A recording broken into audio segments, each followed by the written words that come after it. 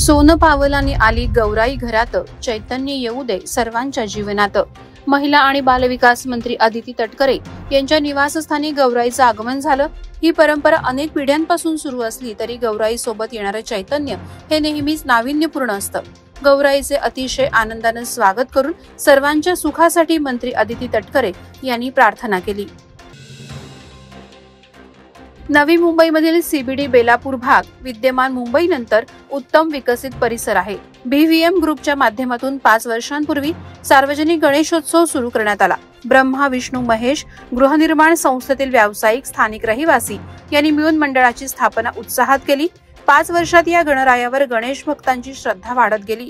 यंदा 5व्या वर्षी हजारो भक्तांनी श्री दर्शन घेतलं। महालक्ष्मी पूजनाचा कर्नाटक शैलीमध्ये होणारा पूजनोत्सव हे इथलं विशेष आकर्षण असतं।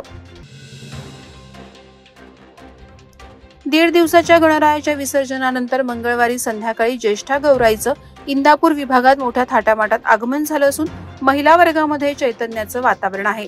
इंदापूर विभागातील सासर आणि माहेर वाशिणींनी जंगल भागात तेरडा या फुलझाडांचं पूजन करून त्यावर गौराईचे मुकुट चढवून गावच्या मंदिरात आणून या गौराईला मोठ्या थाटामाटात आपल्या घरी नेऊन ज्येष्ठा गौराईची प्राणप्रतिष्ठापना केली। समाजसेवक आणि भावी नगरसेवक तसंच शिवसंघर्ष प्रतिष्ठानचे संस्थापक अध्यक्ष अखिलदादा यादव यांनी गणेशोत्सव निमित्त उलवेतील विविध ठिकाणी मान्यवरांच्या तसंच नागरिकांच्या निवासस्थानी घरोघरी जाऊन श्री गणरायाचं दर्शन घेतलं। यावेळी त्यांच्यासोबत शिवसंघर्ष प्रतिष्ठानचे कार्यकर्ते उपस्थित होते। भावी नगरसेवक अखिलदादा यादव यांना नागरिकांचा उत्तम प्रतिसाद मिळत आहे। उरण तालुक्यातील ऐतिहासिक आणि प्रसिद्ध चिरनेर गावाला भिवंडी लोकसभा मतदारसंघातील खासदार सुरेश म्हात्रे उर्फ बाळ्या मामा यांनी भेट देऊन आपल्या कुटुंबासह लाखो भाविकांचं श्रद्धास्थान असलेल्या स्वयंभू श्री महागणपतीचं दर्शन घेतलं। तसंच 25 सप्टेंबर 1930 सालच्या लढ्यातील हुतात्म्यांना अभिवादन केलं। चिरनेर गावचे रहिवासी असलेल्या तथा ठाणे शहरातील उद्योजक अनिल मुंबईकर आणि त्यांच्या पत्नी साधना मुंबईकर यांनी खासदार सुरेश म्हात्रे उर्फ बाळ्या मामा तसंच शारदा सुरेश म्हात्रे यांचं स्वागत केलं।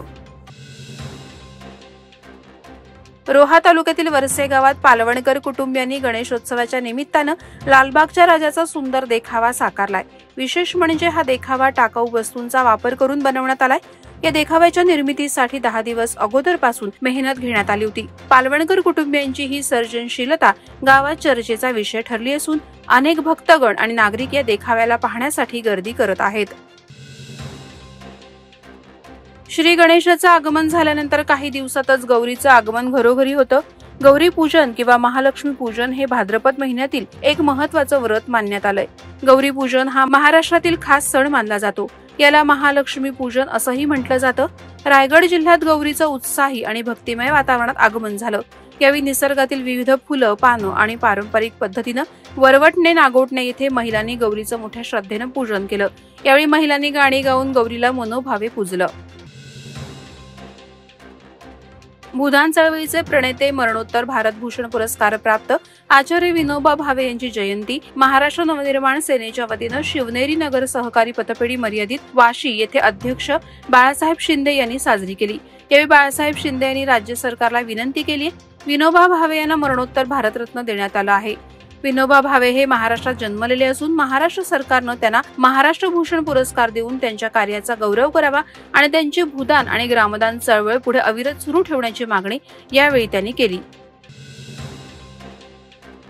दिवंगत कैलासवासी चंद्रकांत महादेव देशमुख यांच्या प्रथम पुण्यतिथी निमित्त खारघर येथील निवासस्थानी मेडिकवर हॉस्पिटल सेक्टर 10 खारघर यांच्या सहकार्याने मोफत वैद्यकीय आरोग्य तपासणी शिबिर आयोजित करण्यात आलं होतं।